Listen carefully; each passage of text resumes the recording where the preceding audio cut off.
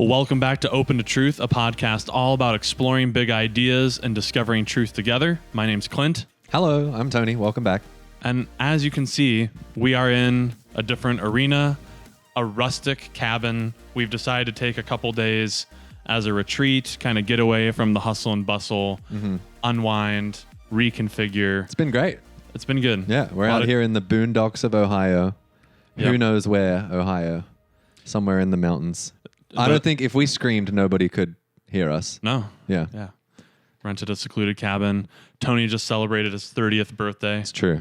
So it was time to do something special. Yep. A lot of good conversations so far. It's been good. We figured we'd record at least one and see what you guys think. 'Cause we've had plenty to talk about. So. Not our normal setups. It'll just be unedited, straight up. Raw and uncut. All right. So what are we talking about? So, maybe a good way to launch into it is just being out away from the hustle and bustle causes one to think a little bit about what's most important in life. What is it that you're trying to do in the world? What's the good that you're actually definitely bringing? Just even hitting 30 has made me just take stock of all of that. Yeah, same more. Again, am I aiming at the right things in life? I think this is true of everybody. Maybe it's not. It's at least true of me. I want it to be able to be said of me, he was a good man, you know? Or like he valued... Is that on the tombstone? Yeah. Or like he valued the right things. I want to give my time and attention and energy to the right things. And I have found myself maybe a little stuck or paralyzed by the idea of doing the most good I can. Like, okay, what's the most good I can do? Just even that question, when I ask it to myself, it seems like I'm clearly falling short of that every day. The most good I could do. Are you painting that as your overarching life goal, your mission statement? It doesn't seem like the mission statement of Tony is do the most good in the world. But it doesn't. Well, I'm not sure. I'm considering adopting that because I can't think of a better mission statement. Mm-hmm. Do the most good. What could be better to aim at than that? Right. But when I look at the way I'm living, there's ways that I spend my time and my resources that there's some good that's coming from it, but I don't know how much good. For example, for my 30th birthday, I just got an Oculus Quest 2.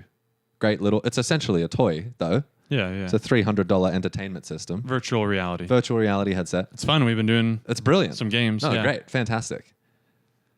And so it's good. We came away to a cabin. Yeah. To have more space. Enter hyperspace. So it is at least a little bit good to use the headset. I've gotten some fun out of it. You've had some fun with it. That's good. Is it the most good I could have done with the $300? Seems unlikely. Why do you feel like the most good you could do should enter the equation at all, morally?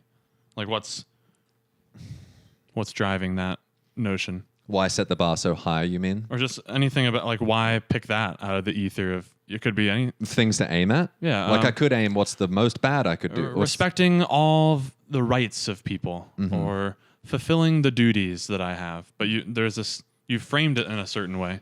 Yeah, good. Well... Becoming the virtuous man. Yeah. He was a good man, you said. Yeah. Yeah, I do want that to be who and maybe they all are kind of clustering around. I feel the moral pangs of conscience as I go throughout my day. And I think I ought not ignore those. I should pay attention to those. And I think sometimes I do ignore them. But even when I try to pay attention and think, okay, there is this good that I'm aiming at, pinning that down actually proves pretty difficult when the rubber meets the road and I have to act in life. It's not clear what is always the best thing for me to do. So why am I aiming at that? So let's make it a little more concrete. There was the discussion maybe like a month or so ago. Sam Harris had on this guy, Will McCaskill, who I believe is either the founder or is on the board of this organization called Give Well. And its whole mission is to find the top 10 or so charities that are bang for your buck. The most good in the world is being done if you gave to that thing. Right. And so some number one or top ticket items on there are bed nets for people in sub-Saharan Africa to not get bit by mosquitoes and get malaria. Right. Bang for your buck. You'll get the highest quality of life increase in the world. Reduce the most suffering. For your dollar. Yeah. Dollar for dollar. Malaria pills and just different. Yep. And it's all, a lot of them are focused on malaria and other horrible diseases throughout the world. And I spend very little time thinking about malaria. Like I barely think about malaria. Yeah. I've thought about it. I could probably count on one hand the amount of times I've sat down and thought about malaria. So at least from their perspective, you might argue it should be on the list of things that are most good to do is give money to the BedNet Foundation. Right. But, okay, so that's at least one idea. I think my issue with it, though, I encourage everyone to go listen to that episode of his and, think through it for yourself. One issue I had with it, though, is it can't be the case that everyone should be giving all of their money to bed nets or like their disposable income. So, yeah, no one's saying like you need to go destitute and sell your house and never eat in order to give to bed nets. Like take care of your necessities. But yeah, maybe a thing like an Oculus Rift or even renting a cabin.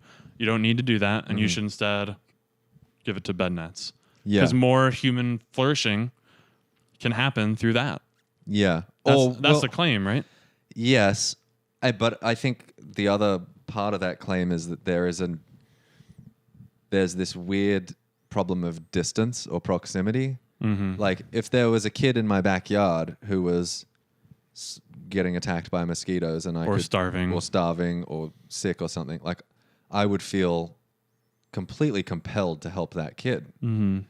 You'd be a moral monster not to ignore him and let him just suffer out there. Yeah. But there are kids suffering like that. I just don't see them. I'm not close to them. Mm-hmm. And so there's a huge sort of psychological disconnect between the $300 I spend on a Oculus Quest and the kids who are starving who would enjoy not starving. So yeah, that's powerful. Yeah, that is powerful. And that's what's causing you restlessness. It is. Because I recognize that how I feel about a situation isn't necessarily the best guide to what the right thing is to do. But like you said, I resist the notion that I should get rid of everything I have and become homeless or something and just give away everything. Yeah. And I don't think that's just selfishness. Like for me to have a house, raise a family, work a job, and keep working a job and build more income actually allows me to do more good, by keeping a job than if I was to just give all my money away. That would be not sustainable. So let's kind of break this down and see. Because I'm confused. Help me. Here's the. I don't even know if necessarily Sam and Will were arguing this, but let's at least put the view forward that aside from just having, let's say you're morally justified in having shelter and 2,000 calories a day and proper bedding, like you can sleep a full 8, some basic, you can clean up, you have some running water, but that's it. Yep. And no extras. Really everything else should be going to help the effectively starving children in your backyard. With globalization and the internet, you can find out about all these cases. We know about them. It's not that hard for us to go attend to that situation. It's a financial issue. Mm-hmm. If only we had more dollars to put toward it, I guess is the claim. Yeah. Okay. So should I adopt that ethic? Well, first, one thing to think about is anytime, I think this is true, anytime I deploy my resources, there's a good chance that some good will come from it or some bad. Say more about that. Okay.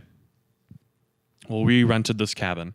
So I spent a certain amount of money doing that out of my disposable income. I didn't take away from my family's needs. And that went to the owners of this cabin who are listed on the little sheet. They seem like a nice old couple that own it. And some good will be done in the world by them using that money, maybe to favor some other business or to leave. It's part of the inheritance that they leave behind to their grandkids. Right.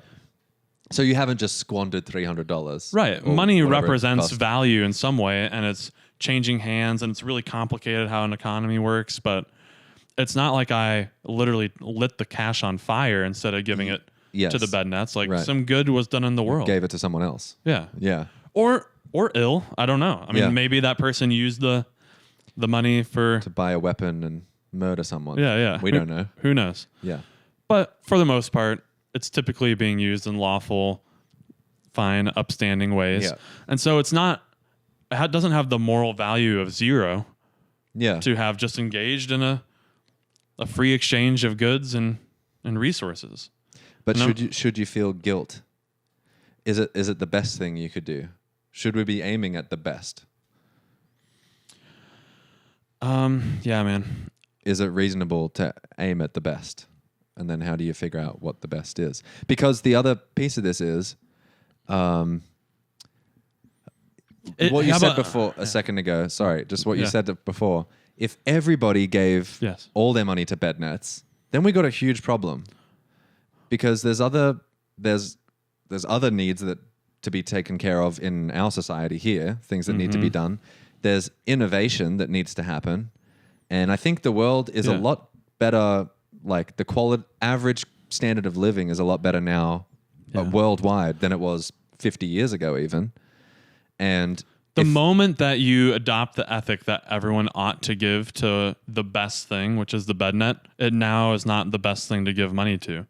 Ooh. Because that thing is now grossly overfunded. Yeah. If the world's resources went directly only to bed nets and not to, who knows, man? There's so many things we could hospital list beds, name it. Even hospital beds, university endowments, new streets, keep the roads good. And, I mean, there's sewage maintenance. There's so much that you could medicine R&D. Yeah, it never ends. Untold amounts of things. So is the claim more like this is drastically underfunded compared to the scope of the problem? Consider giving to this. Yeah. So if you're in the market for a charitable thing, this one does the most amount of good bang for your buck, right? As of now. Yeah.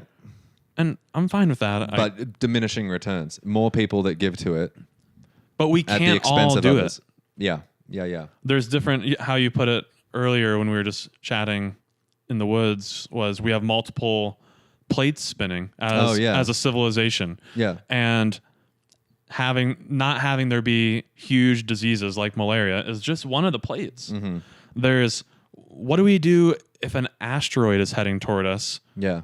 And we need to figure out a space program and get people up there like Armageddon, Bruce Willis, to blow it apart so we don't all get destroyed. Yeah. Suddenly the bed net problem doesn't matter at all. Small problem. In that scenario when it's actually happening. Right.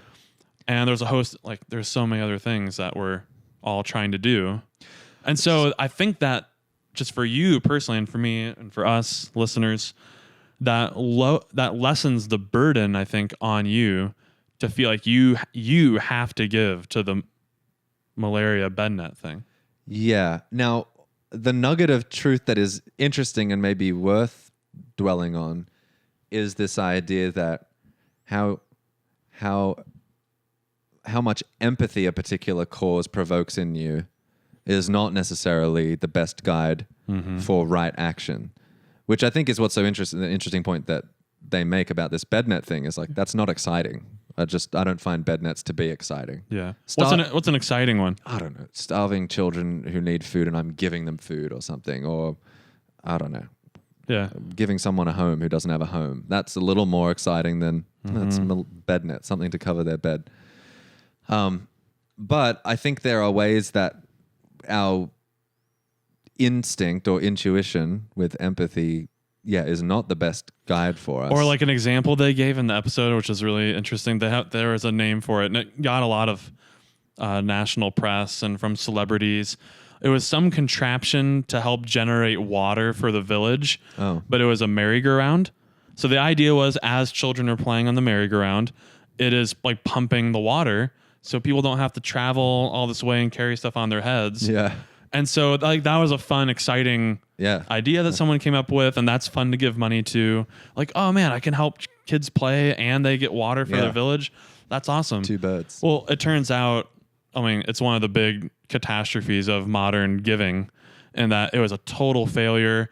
The villagers hated it. It just sat there. Really? It wasn't really like, when you think of a merry-go-round, it's effortless to kind of get it going. This thing required like an enormous Gotta amount. crank it up. Yeah.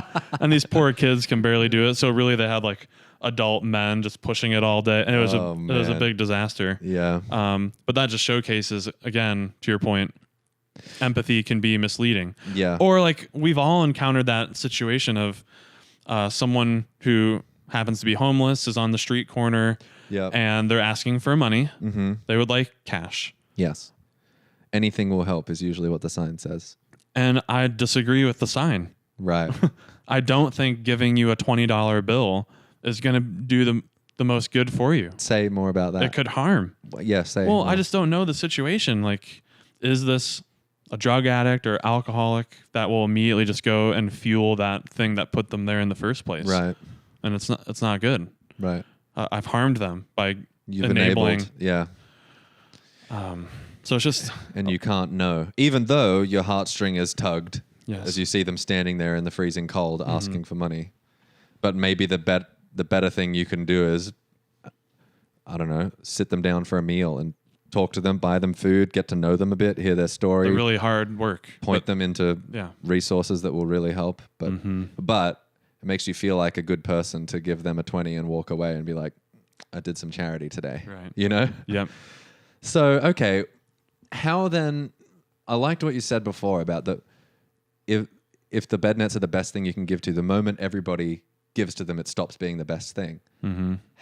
How then should we decide which good causes to give to and to what degree? Like, so I live here in America. We have what, a 3-bedroom house. We could get a bigger house, or we could not, and we could give some of that money away. And like, when is it okay to have nice things? And is it okay to have, at some point, do you have too nice of a thing? And that's actually wicked for you to own that yacht or whatever it is. And is it even reasonable to weigh the good that you get from taking your family on a yacht against the starving of the children? It seems like, again, the proximity thing, if these kids were starving in my backyard and I could sell my yacht and feed them all, I'd be a monster if I didn't do that. You know, I'm just wondering, I'm so disconnected from that level of poverty, even though I've spent some time in India and I've seen it firsthand. It's been years. Here I am in first world America. And when everybody else's standard of living is pretty similar to yours, it's easy to feel like, no, I'm on par. I'm not being overly greedy or whatever. But like you were just saying in the car the other day, you and I are wealthier than kings of the ancient world. You know, like our standard I can of do living things that Solomon never dreamed of. Yeah. Or even, you know, we've got these smartphones 50 years ago. Presidents didn't have smartphones in their pockets. Mm-hmm. So, man, I don't want to feel guilty about the way I'm living, but I'm concerned that I am living too much in luxury. So how do we begin to unravel it? Yeah, man. What should be my guide? Here's a couple thoughts. And, well, you take them for what they're worth. I don't know if they're morally convincing. Yeah. There's something about, I do want there to be, I want a place in this earth where an ideal of human civilization and society is playing out. So in the beatific vision, the ideal world, there's no wanting for anything. Like people have their needs met, and you can go out and have a good time with your spouse and your family and your kids and your community, and you can go bowling and to movie theaters, like, I don't know, just whatever it is, that just a beautiful pleasurable, fulfilling life. And I like that is like happening out in the world in a way. Does that make sense? Yeah. Yeah. If that's the goal for all humanity, to reach that point where we're flourishing as a species, then it's not unreasonable to expect there to be a frontier or a front edge of that as humanity creeps towards it. Some people will arrive there first. And this might... Is that I right? apologize if this comes across as like, I don't know what the word would be, if it's xenophobic or belittling, but Oh boy. What's about to come out of your mouth, mate? No. That I want the kind of... we should destigmatize wealth. I want the people that are suffering from malaria eventually, like maybe not this generation, we can't do it this time, but eventually like bring everyone along to this kind of wealth where I am not wondering where my water will come from. And that's a good thing and not to feel guilty about. That's okay. Yeah. Yeah. And like, what are we inviting them into in a sense? Like for whatever reason that the country or that people group doesn't have as much, whatever historical injustices took place, they are not as far along economically, let's say. And that's sad. I want to help them, but what are we bringing them along into? If all of us were to just completely give away all the opulence, what's left of that nation that you're inviting these third world countries into? Yeah. Like what would even are you really in a first world country at that point? And I'm saying everyone in America went down to bare necessities and gave it all away to folks around the world. And we did this massive redistribution. I don't know. That's not immediately obvious that that's the best world. And so my answer, a short way to put it, is you need to do both at the same time. And you can't do both as well as you could if you just focused on one, but we got to keep both going. So we try to solve these systemic problems. Like, why is it that people need bed nets in the first place? I don't need a bed net. Right. I don't know all the facts about malaria and geography and all that, but for whatever reason, there are a ton of places in the world where you don't need a bed net, or you're not worried about a gang of roving criminals coming and lopping off your arm. And forcing you into servitude. So whatever it is about that country or culture that's led to that happening all the time, let's think of ways to like change that and help the world along, while at the same time there are individuals right now suffering fates at the hand of these warlords and corrupt presidents of these sham governments. And they need help in the meantime also. So it's both. It's both and. We need to fix the root of the problem and put a Band-Aid or salve on the people suffering currently. But does that mean you totally strip away the things that are good and beautiful in life? Like, it's part of a good and beautiful life to take some time away for a retreat. Yeah. And it sounds self-justificatory as I say it. Like, there's a feeling like that. Yeah. That I'm just trying to rationalize whatever I end up doing is morally permissible. Yeah. But I guess I do think that there is a place for this in a good life, and I haven't been wicked by immediately sending it to solve a problem overseas. Now, okay, I hear what you're saying. I worry that there's a line drawing problem somewhere. Okay. Because, okay, imagine that instead of this cabin, it was a cabin 6 times the size for you and me. Just imagine the best cabin you can with all the amenities and, whatever you want. Or think about the pastors of churches who have friggin' huge houses and boats and all that. And there's something about that strikes us as, there's some disconnect in value there about the possessions you have and how expensive those are, and then the good that you could be doing for people with that. Like, is it permissible to get this sort of a cabin, but not a really over-the-top cabin? Or is it dependent on the purchaser's net worth. Like it should be some appropriate ratio compared to how much my net worth is. Is it possible to go into excess where now you are being immoral? Like you're spending this money on yourself when you really should be redirecting those funds. And I don't claim to know where that line is, but I'm wondering, does it ever cross over into that territory, do you think? Into what territory? Where it's the opulence is unjustified or it's excessive. It does seem like it, you know, Right? like it seems pretty easy to drum up a thought experiment where it's just too nice. You Right. just don't. You shouldn't even have wanted that. It's so nice, you know. Yeah, you In should light be of ashamed this- that you wanted it. Right. Yeah.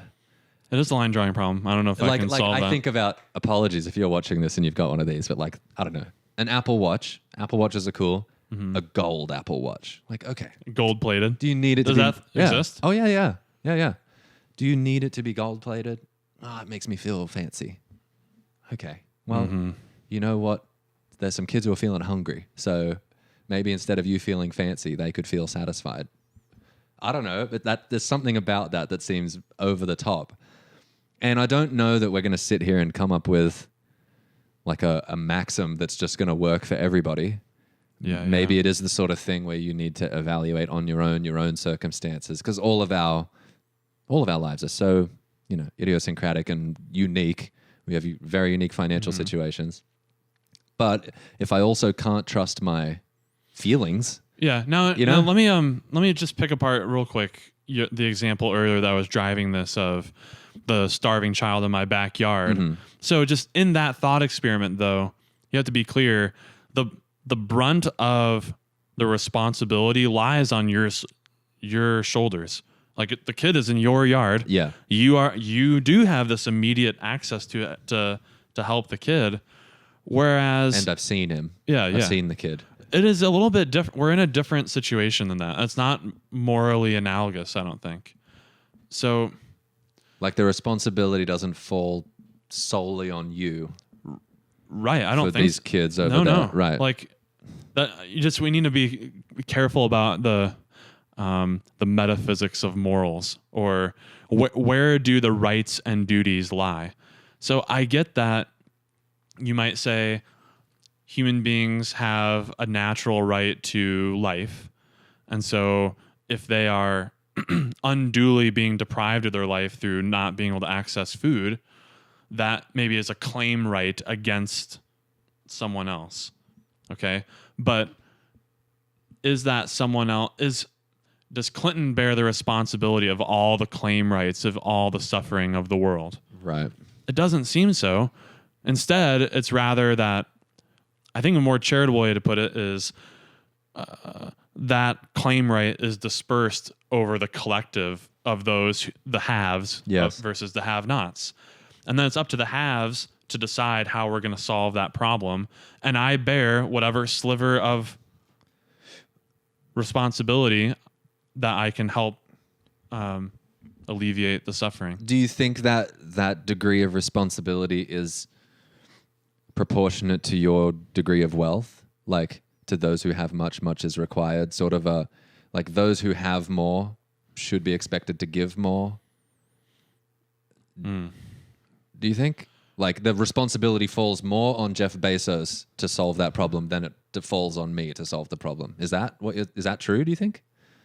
I don't know. Yeah. You bring up the richest man I've tried to. in the world. It's the richest name I could come up with. Yeah. And almost, there's a whole rabbit hole of what even that wealth means, but like what extra duties are required of you given that level of wealth. And I don't know the whole ins and outs of his net worth. I don't proclaim to know, but I think part of it is just he owns a lot of shares of Amazon. Right. And the business of Amazon is worth that much. So it's not like Jeff can just give away $30 billion. Yeah. Because the worth of it is because Amazon's worth it. Mm-hmm. So when he divests his shares, someone else is buying it. Right. The money is still like, you know what I mean?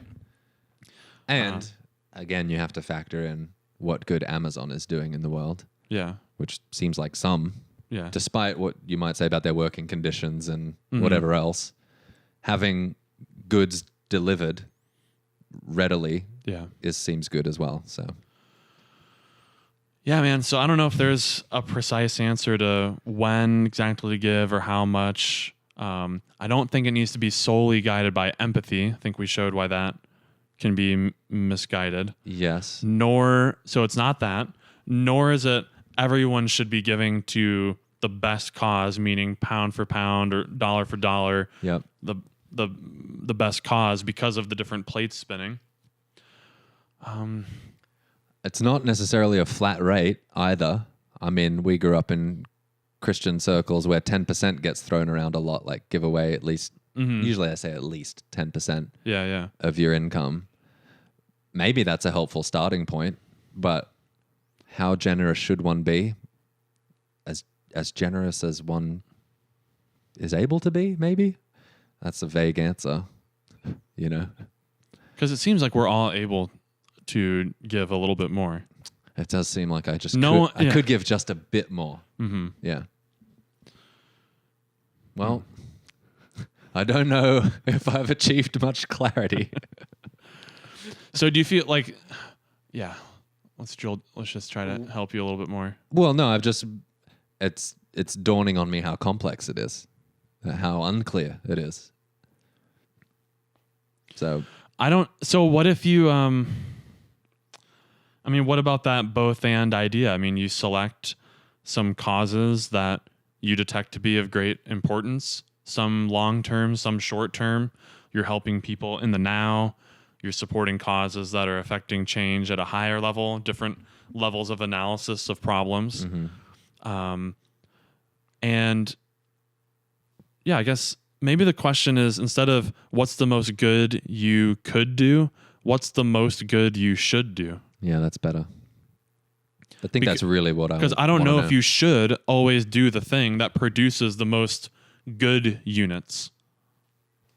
To that, because if we all adopt it, because ethics is that way, it should be universally generalizable. Yeah. And if that ethic doesn't work for everybody, then it has to be only sometimes. So sometimes it's good to give to the thing that gives the most good units. Yeah. If that's even the right framework to be talking about any of this, like the consequentialist model. But there's other things that in this exact moment, it's not going to bring out the most amount of good units. Yeah, that's true. But maybe it will in the long term. Well, that's just that, again, the consequentialist issue of scope. Most good units in what time span? And we're in this annoying epistemic position of just not knowing which action will produce the most good. 2,000 years from now, 5,000 years from now. Now, I have a thought that I've wanted to say the whole time, but Oh my I don't know if gosh. it's really... You've been sitting on it. I don't know if it's morally defensible, but it is it's a slight grievance I have. Okay. And it's something akin to like the prisoner's dilemma, or maybe better, the tragedy of the commons, that I don't like the feeling that maybe I would be exorbitantly giving while the rest of the people aren't. I would like to know that everyone was giving as much as me to help solve the problem. I don't know if that should be a morally driving force. No, I think but I that's- notice it as a psychological reality. It would be more helpful if we had a cultural norm, and maybe conversations like this help promote generosity. But if there was more of a norm that like everyone you ran into out in your daily life, there was just an understanding like, yeah, that dude probably gives a good chunk of change to causes. And then it didn't feel like I was uniquely sacrificing. Yeah. Because there's a sense that when we go through these mental gymnastics of, oh man, should I have bought my Oculus thing or rented the cabin? Well, part of that is like the part of the reason I think that you feel bummed out about it is because you know that a ton of other people are getting the Oculus. Yeah, right. And that like you have to make the heroic decision to self-sacrifice and opt out. Heroic decision, dude. To go without a VR headset. Such a hero. Yeah, sorry. It's just, But I do know what you're saying. You don't want to feel like everyone else gets to enjoy this guilt-free, and here I am depriving myself of all of that and feeling like I'm solely bearing the weight of the world, you know? Yeah. Whereas if it was, I can imagine a society where you sort of assume everybody's giving a good chunk. You don't want to feel like the chump who's not contributing to the cause that everybody else is. Yeah. Like if generosity was the norm and you were sort of, you'd be looked at strangely. I don't give anything. What? What's wrong with you? Don't you know there's issues in this world that need help? Totally. Yeah. That would be different. Or another thing that's frustrating is I would like to say without a lot of evidence, but I just suspect. I love this. This is my favorite. I suspect that it's Please. true.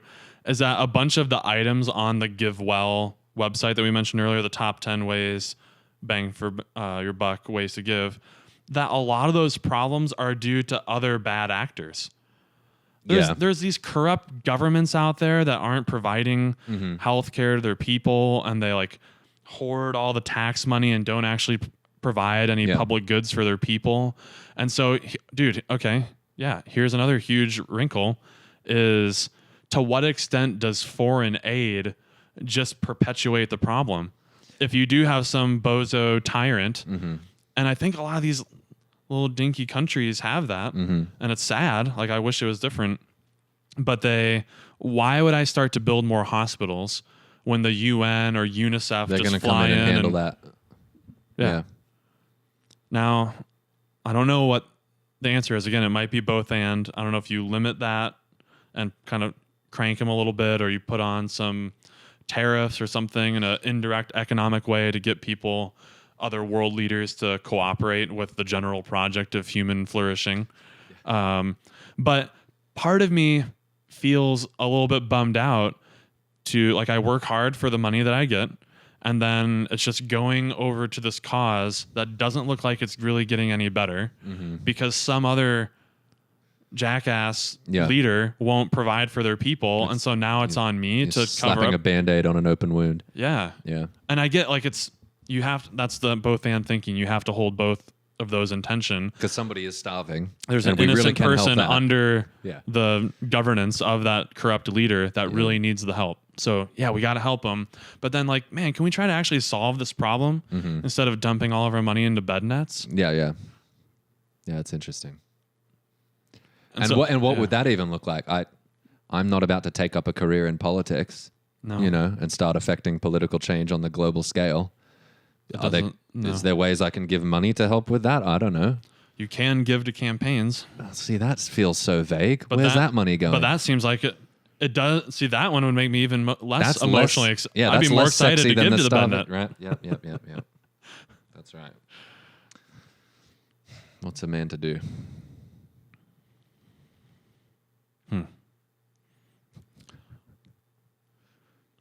Well, and what are we exactly asking? What should you do with your next paycheck? What's the most good I should do? Is that what we settled on? Yeah, I guess so, if that's helpful at all. We've reframed the question, but we haven't answered it. So moderately helpful.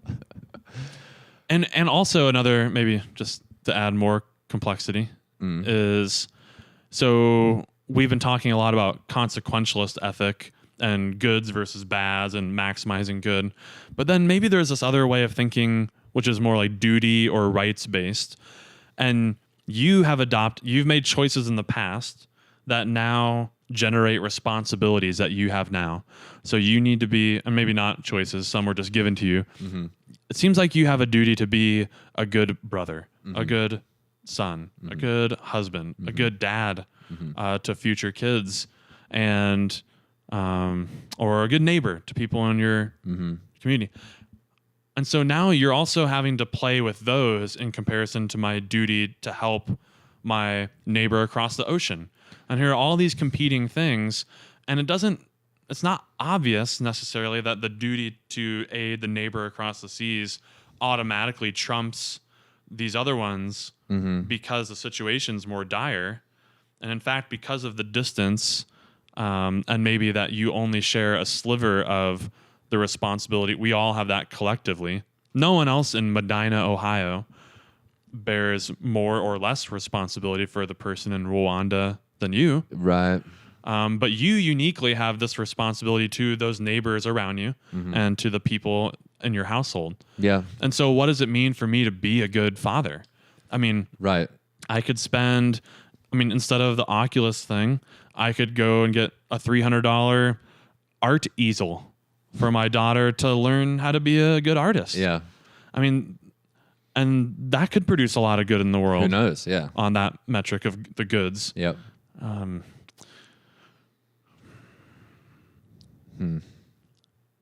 not sure. There's a reason that philosophy has been a thing for a while, because these are eternal issues. I don't think they're unanswerable, but now, at least from maybe just to wrap up, the Christian ethic, Yeah. I think in some ways there's this God is real and manifests God's self in reality, perhaps through the Holy Spirit. Mm-hmm.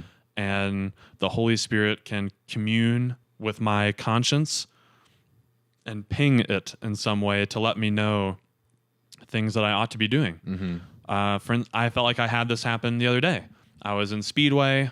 I rarely think this, but I just so happened to have this thought, you should buy the stuff from the guy behind you in line. Really?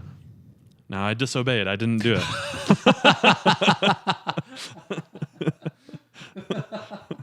I didn't follow that prompting. Yeah, but I noted you heard the prompting and you said, "No, Lord, no thanks, Lord." Saving up for an Oculus. I got a little bit embarrassed and I didn't want to do it. Yeah, but I felt you didn't want it to come across as pity or something. Or, yeah, a little bit. And anyway. Excuse me, sir. You don't look like you can afford those. Can I help you? But I did feel this weird prompting, and at least where my worldview's at right now, I would attribute that to the Holy Spirit's guiding. And maybe I think if I had to give an answer to your question, it would be along those lines of let's go to the God of the universe who has a lot more access to information than we do and listen. Spend a lot of time listening. Develop a life where you listen in prayer. And I think your conscience will highlight things for you of how you should deploy your resources. Yeah. Do you hate that? I don't hate it. Practically, that feels pretty similar to me to leaning on my empathy button. Like when I feel the pang, pay attention to that. If I'm being honest, from how you're talking about it, maybe you've experienced a pang to give to some bed nets. Yeah, maybe I have. And that's what I'm wrestling with, is will I obey? Yeah. Yeah, it could be. But I don't know what other guide there is. I think I reject the the offering from Sam and Will that you ought to be giving to these top 10. And if you give to something else, you're not doing as much good in the world. Mm-hmm. I get that my dollar in that moment would do the most good bang for buck. I get that. Yeah. But I think I even acknowledge it in the episode because of that problem of consequentialism of scope of when do I cut off the boundary line for assessing how much good came of it. There's a host of other things to give my attention toward. And so I'm going to be thoughtful, just like in how you do a budget. Like you spend some of your money on food and shelter, and you can divvy up your charitable giving in that way too and address a bunch of different causes. And what about one last thought, maybe? Maybe where paying attention to empathy can be useful is that cultivating that sort of compassion for others and a spirit of generosity may lead to greater generosity over a lifetime. Choosing something that is, quote unquote, a little sexier to give to may result in you giving more than you would give to an unsexy cause.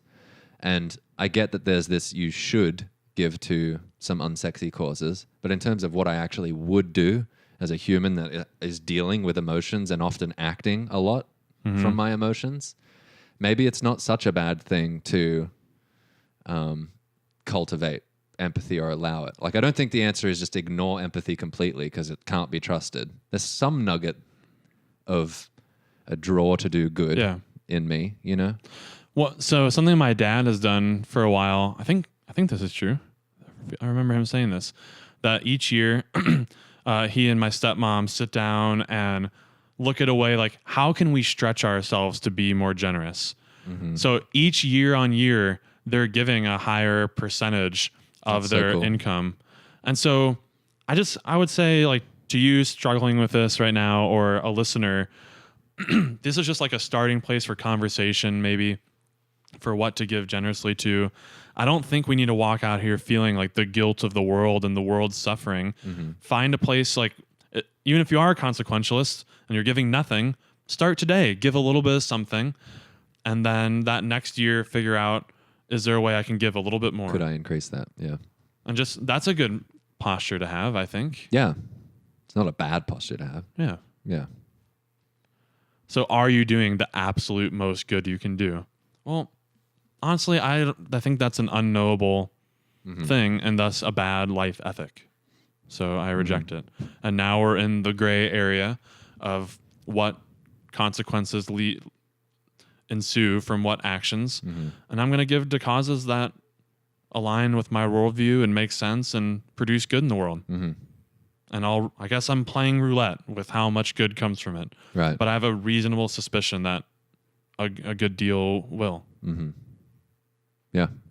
So I think that's where I'm at with it as we sit here in this cabin out in the woods by a dwindling fire. Yep. That's good, man. Well, thanks for that. Yeah. And thank you. Thanks for listening, joining us for this special Open to Truth edition. If you have any sharp criticism, by all means, please, or if you have an answer to this question of how much and how often, what you should be giving to that we didn't. How do you decide? Yeah. I'd like to know. You can write in to mailbag@opentotruth.com and or reach us at mailbag@opentotruth.com. You can also visit the website opentotruth.com, and there's a contact form there if you want to do that. Subscribe if you're watching on YouTube. Sure. Tell a friend. Yeah. Yeah. Alrighty. All right. We'll see you next time. Stay curious. See ya.